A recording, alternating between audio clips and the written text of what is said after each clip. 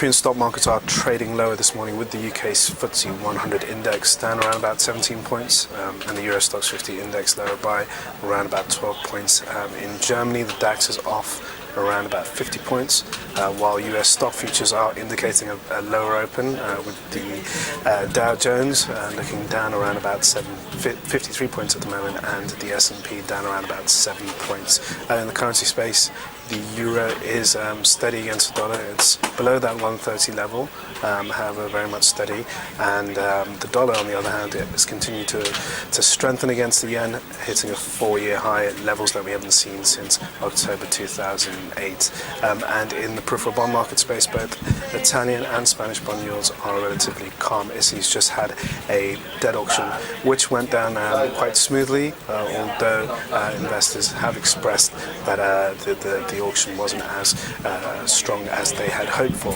Good morning, I'm Ishaq, Siddiqi, and welcome to another Daily Market Bite. It's Monday, it's the start of a new week, and investors are digesting some of the news that came out over the weekend. Now, we had a G7 meeting here in London, and the key highlight of that was that finance ministers from across the world, or from 7 of the strongest nations in the G7, in developed nations that is, have not criticised Japan over its stimulus measures, which have weakened the yen.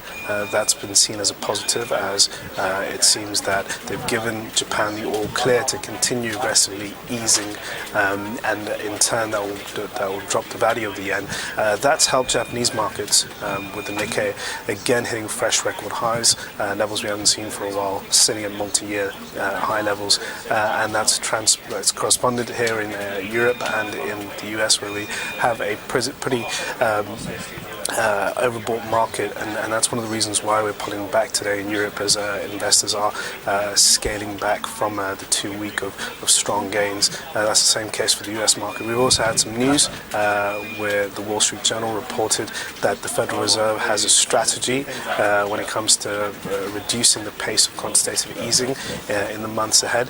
Now, it doesn't seem like they're going to pull a trigger anytime soon. It's not an imminent end to quantitative easing. However, they have devised a plan according to this report, and investors are now contemplating the idea that we won't have quantitative easing possibly past 2014.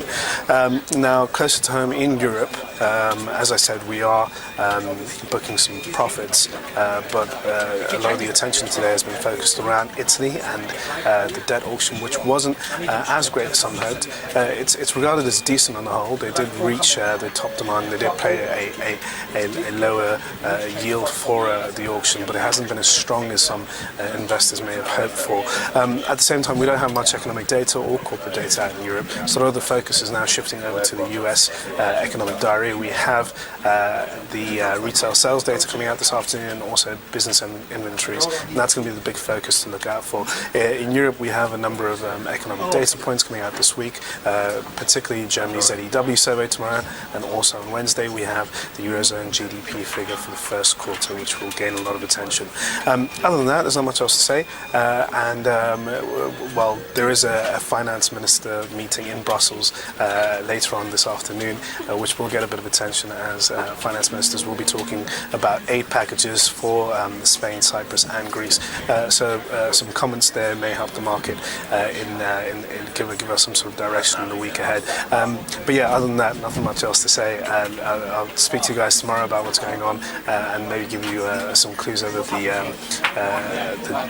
German ZEW survey, which is going to be the main highlight for tomorrow. Thanks for watching.